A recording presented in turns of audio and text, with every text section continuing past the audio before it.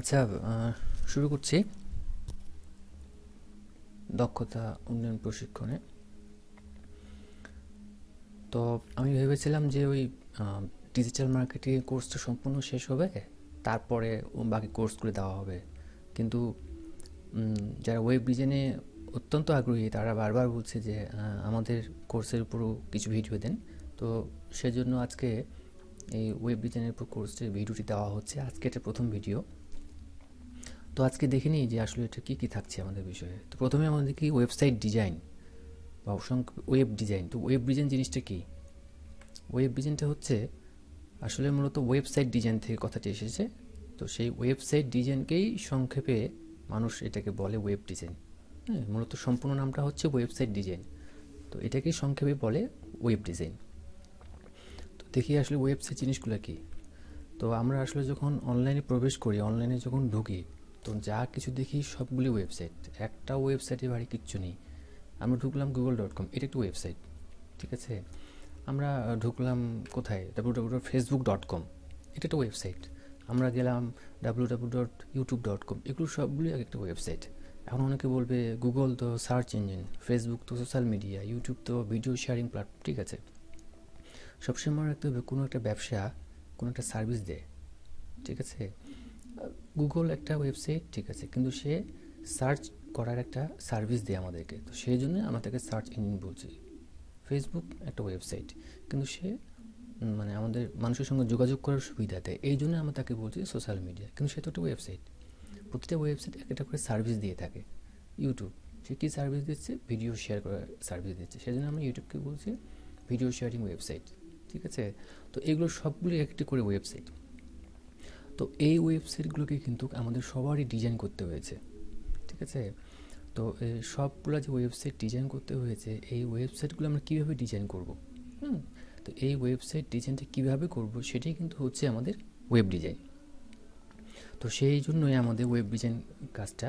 আর আমরা জানি অনেক অনলাইনে লক্ষ লক্ষ বলে ভুল হবে, million million billion billion website আছে, এবং প্রতিটা ওয়েবসাইটকে ডিজাইন করতে হয়েছে। তো আসলে কেন ওয়েবসাইট ডিজাইন প্রয়োজন? কোনো প্রতিষ্ঠানের, কোনো কোম্পানির, কোনো যে কোনো প্রতিষ্ঠান হতে পারে, কেন ওয়েবসাইট প্রয়োজন হয়? সে তো ওয়েবসাইট তৈরি নাও করতে পারতো। তো দেখি ওয়েবসাইট তৈরি করার প্রথম কাজটি হচ্ছে পরিচিতি। একটা প্রতিষ্ঠান, একটা ব্র্যান্ড, হ্যাঁ, একটা কোনো ব্যক্তিরও এখন সবচেয়ে বড় তার পরিচিতি হচ্ছে তার একটা ওয়েবসাইট রয়েছে। ধরুন একটা স্কুল, একটা কোনো প্রতিষ্ঠান, একটা সংগঠন, একটা কোম্পানি, তার সবচেয়ে বড় পরিচিতি হচ্ছে ওয়েবসাইট। ওয়েবসাইটের মাধ্যমে তার সম্পূর্ণ পরিচিতি তুলে ধরা সম্ভব, যেটা আগে অত্যন্ত কঠিন ছিল এবং প্রায় অসম্ভবই ছিল। হ্যাঁ, আগে বিভিন্ন প্রতিষ্ঠানরা তাদের পরিচিতি কীভাবে ধরে রাখতো? বিভিন্ন বিলবোর্ডে, হ্যাঁ, একটা করে বিলবোর্ড ছাপা দেওয়া, কোনো হয়তো লিফলেট তৈরি করতো, তো যেটা আসলে মানুষের কাছে পৌঁছানোটা কঠিন ছিল। কিন্তু ওয়েবসাইটের কারণে একটা ওয়েবসাইট তৈরি হয়ে গেলে শুধু তার আশেপাশের মানুষ না, পৃথিবীর 700 কোটি মানুষের কাছে নিমিষে এক ক্লিকেই পৌঁছে যাওয়া সম্ভব।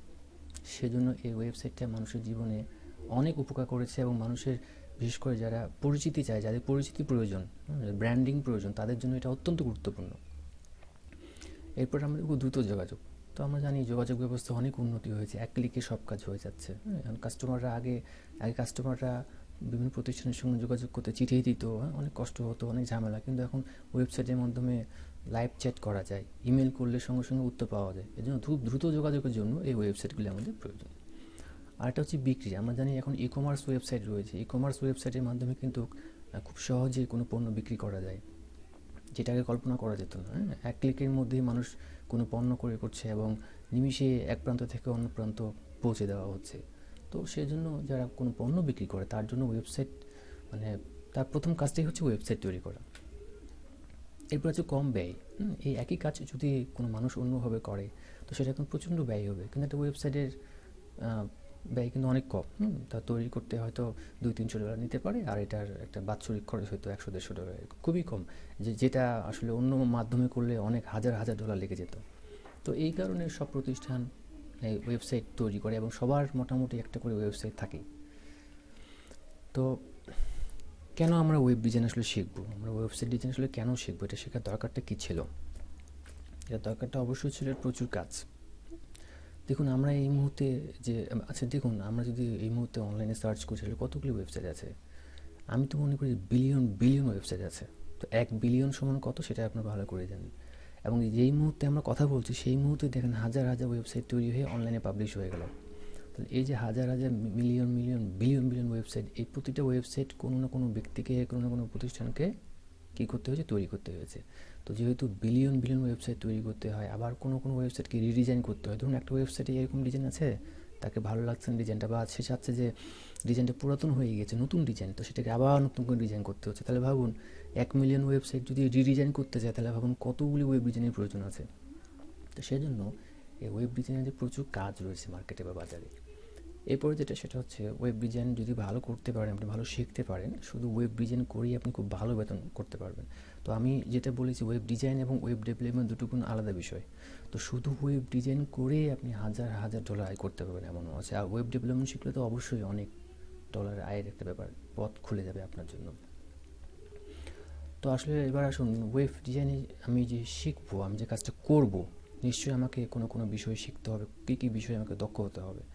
তো ওয়েব ডিজাইন করার জন্য প্রথম যে জিনিসটা আমাকে জানতে হবে সেটা HTML। আমরা অনলাইনে যা কিছু দেখি না কেন, পৃথিবীর যত ওয়েবসাইট মনে রাখবেন, অনলাইনে যা কিছু আছে প্রতিটা ওয়েবসাইট তৈরি হয়েছে HTML দিয়ে।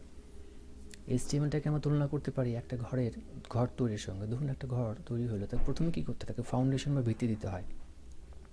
ফাউন্ডেশন বা ভিত্তি ছাড়া কিন্তু HTML তৈরি করা সম্ভব না।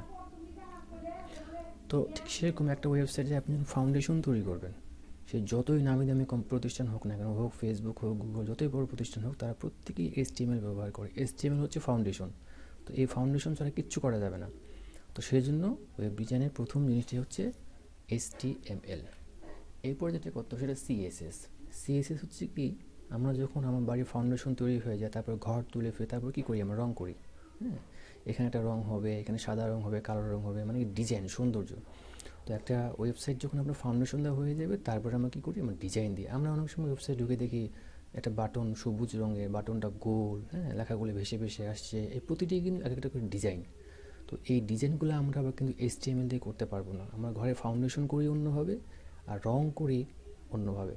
তো ঠিক সেরকম ওয়েবসাইটের ফাউন্ডেশন হবে HTML দিয়ে, এবং ওয়েবসাইটের সৌন্দর্য হবে CSS দিয়ে। এরপরে আমরা যদি দেখি জাভাস্ক্রিপ্ট। জাভাস্ক্রিপ্ট এটা শিখতে হবে কেন, এটা কী জিনিসটা দেখি। ধরুন আমরা যখন ফেসবুকে থাকি, দেখুন একটা নোটিফিকেশন চলে আসে, হ্যাঁ, একটা সামনে শব্দ হয়, এগুলো কিন্তু ওয়েব ডিজাইনের একটা অংশ। তো এটা কীভাবে করব, এটা কিন্তু আমাদের করতে হবে জাভাস্ক্রিপ্টের সাহায্যে।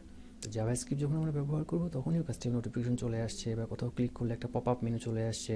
হ্যাঁ, বা অনেক সময় আমরা দেখি যে কোনো ওয়েবসাইটে ঢুকলে বলে যে সাবস্ক্রাইব, ইয়েস ও নো, এই ধরনের যে ব্যাপারগুলো চলে আসে। তো সেই কাজগুলি করা হয় জাভাস্ক্রিপ্ট দিয়ে। তো জাভাস্ক্রিপ্টটা অনেকে হয়তো বলে যে অপশনাল, এটা করলে হবে না করলে হবে। হ্যাঁ, অনেক সময় কিছু কিছু ওয়েবসাইটে জাভাস্ক্রিপ্ট প্রয়োজন হয় না। দেখা যাচ্ছে আপনি আপনার নিজের মতো করে ওয়েবসাইট তৈরি করছেন, সেখানে জাভাস্ক্রিপ্ট নাও প্রয়োজন হতে পারে, সেটা আপনার ইচ্ছা, আপনি ব্যবহার করতে পারেন। কিন্তু আপনার ক্লায়েন্ট, আপনার বায়ার যদি বলে যে আমার এই কাজটা করতে হবে, আমাকে এইভাবে করে দিতে হবে, তখন দেখা যাচ্ছে এই কাজটা জাভাস্ক্রিপ্ট ছাড়া হচ্ছে না। তখন কিন্তু বাধ্য হয়ে আপনাকে জাভাস্ক্রিপ্টই শিখতে হচ্ছে, বা জাভাস্ক্রিপ্ট ব্যবহার করতে হচ্ছে। কারণ জাভাস্ক্রিপ্টে কিছু কিছু জিনিসের বিকল্প নেই। ঠিক আছে, এরপরে যেটা শিখবো আমরা jQuery। তো জাভাস্ক্রিপ্ট হচ্ছে একটা অনেক বড় লাইব্রেরি। আমরা যেটা লাইব্রেরির সঙ্গে জাভাস্ক্রিপ্ট তুলনা করি, তাহলে jQueryকে তুলনা করতে পারি একটা সেলফের সঙ্গে। একটা লাইব্রেরিতে কতগুলি সেলফ থাকে, অনেক। ধরেন যে যদি বড় লাইব্রেরি হয়, 50টা 100টা করে সেলফ আছে, তো অনেকগুলি সব 100টি সেলফ মিলেই একটা লাইব্রেরি। কিন্তু একটা সেলফে ধরেন কিছু নির্দিষ্ট বই আছে। তো jQueryটাও একই রকম, এটা জাভাস্ক্রিপ্টের একটা লাইব্রেরি। মানে জাভাস্ক্রিপ্ট একটা বিশাল বড় প্রোগ্রাম, যেখানে অনেক কিছু শেখা যায়। তো তার মধ্যে আমরা jQuery নামে যে লাইব্রেরিটা আছে সেটা শিখবো কেন, কারণ এখানে অল্প কিছু শিখেই আমরা অনেক কিছু করতে পারবো। সাধারণত বায়ার যে ধরনের জিনিসগুলি চায়, সেই জিনিসগুলি আমরা এই jQuery লাইব্রেরিতে যদি আমরা ব্যবহার করতে পারি, তাহলে মোটামুটি মানে একটা ওয়েবসাইটে যে যে বিষয়গুলি প্রয়োজন হয়, বায়ার যেগুলো চায় সাধারণত, সেগুলি আমরা এখানে ব্যবহার করতে পারবো। কারণ জাভাস্ক্রিপ্ট শিখে শেষ করা যাবে না। তার মধ্যে জাভাস্ক্রিপ্টের বেসিক জিনিসগুলো শেখার পরে আমরা অ্যাডভান্সে যেতে পারলে ভালো, আর না যেতে পারলে আমরা jQueryটা শিখে ফেলবো। তো এই মোটামুটি 4টা জিনিস যদি আমরা শিখতে পারি, তাহলে আমরা মোটামুটি ওয়েব ডিজাইনের কাজ শেষ হয়ে যাবে। এবারে আমরা দেখবো আসলে HTML জিনিসটা কী। হ্যাঁ, তো HTML পূর্ণরূপটা হচ্ছে হাইপার টেক্সট মার্কআপ ল্যাঙ্গুয়েজ। তো এটার পূর্ণরূপ। তো এই মার্কআপ ল্যাঙ্গুয়েজ কী করে, ফাউন্ডেশন কীভাবে দেয়, তার আগে আমরা একটু জিনিস চিন্তা করি। ধরুন একটা ফ্যান, একটা বাড়িতে, একটা ঘরে, দেখুন ফ্যানটা ঘরের মধ্যে কীভাবে লাগানো আছে, তাকে কোনো একটা জিনিস দিয়ে কিন্তু দেওয়ালে আটকে দেওয়া আছে। তারপরে যদি আমরা এইখানে দেখি কাপড়গুলো কীভাবে আছে, কাপড়গুলোকে পিছনে কোনো একটা জিনিস আটকিয়ে রেখেছে।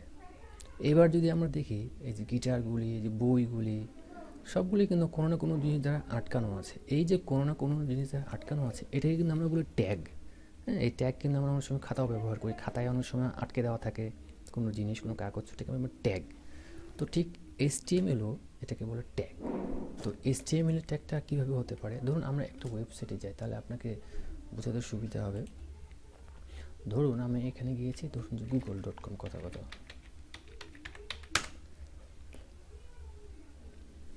তো দেখুন আমরা যদি google.com-এ যাই, দেখুন এটা একটা ওয়েবসাইট। তো এই ওয়েবসাইটে খেয়াল করেন, এইখানে একটা বক্স আছে এবং এই বক্সটা কিন্তু আছে মাঝখানে। এই বক্সটা কিন্তু উপরেও হতে পারতো। তো এই যে বক্সটা মাঝখানে হয়েছে, এটা কিন্তু তাকে ডিজাইন করতে হয়েছে এবং এই ডিজাইনটা সম্পূর্ণ তার নিজের মতো করে করেছে। আবার গুগল লেখাটা এখানে আছে, এটাও তার নিজের মতো করে করেছে। আচ্ছা, এই সম্পূর্ণ জিনিসটাই হচ্ছে ডিজাইনের কাজ। এবং দেখুন এই যে এখানে একটা বাটন আছে, এটা কিন্তু ডিজাইনের কাজ। কিন্তু বাটনে ক্লিক করলে যখন কোনো কাজ হবে, তখন সেটা হবে ডেভেলপমেন্টের কাজ। ঠিক আছে, দেখুন উপরে একটা লোগো আছে, এটা এখানে একটা সার্চ আছে, এখানে এই যে কিবোর্ড আছে, এখানে একটা, এগুলো সবগুলো একটা ডিজাইনের কাজ। এই যে এখানে বের হয়ে আসলে এটা হচ্ছে জাভাস্ক্রিপ্টের কাজ। এখানে ক্লিক করার পরে কিবোর্ডটা বের হয়ে এসেছে, এটা হচ্ছে একটা জাভাস্ক্রিপ্টের কাজ। আবার দেখুন এখানে বাটনটা কেমন ধরনের। আবার যদি আপনি একটু অন্য কোনো সাইটে যান, যেমন দেখুন যে আমরা একটু অন্য সাইটে যাই, আমরা একটু যাওয়ার চেষ্টা করি facebook.com-এ। দেখুন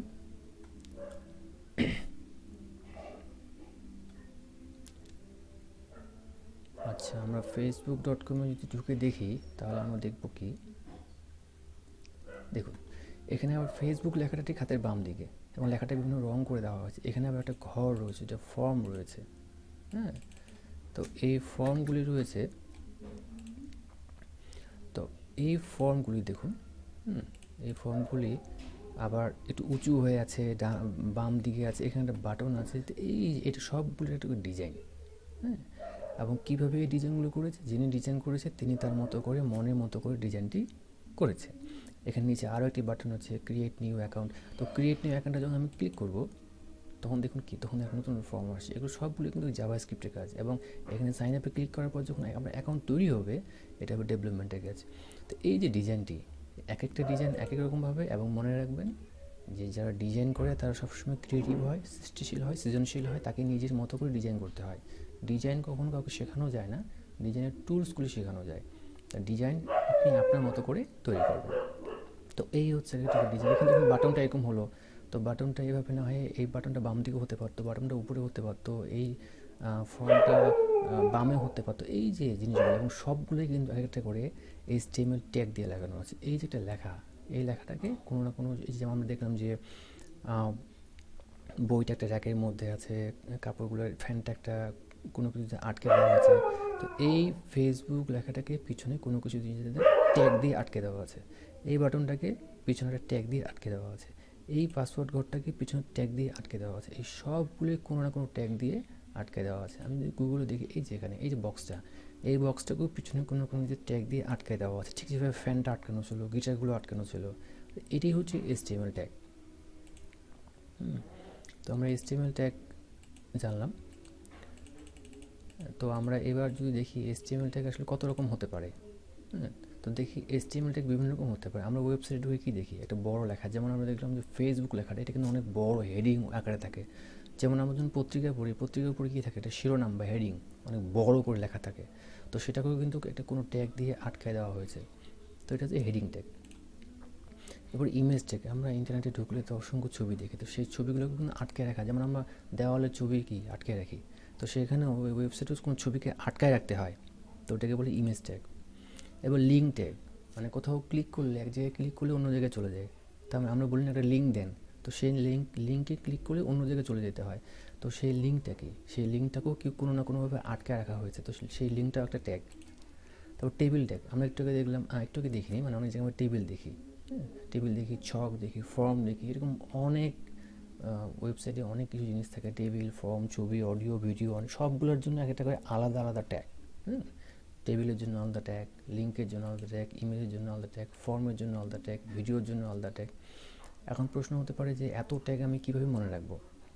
প্রথম কথা, ওয়েব ডিজাইনের জন্য মানে হাজার হাজার ট্যাগ থাকলেও সবগুলো প্রয়োজন হয় না, মাত্র একটা ঘুরে ফিরে সেই জিনিসগুলির প্রয়োজন হয়। আর দ্বিতীয়ত, আমরা যদি কখনও কোনো ট্যাগ ভুলে যাই, সমস্যা নেই, আমি রয়েছি এবং ইন্টারনেট রয়েছে, আপনি ইন্টারনেটে সে বিষয়ে সার্চ দিতে পারেন যে এই বিষয়ের উপরে HTML ট্যাগটা কী হবে, সেটা কিন্তু পাওয়া যেতে পারে।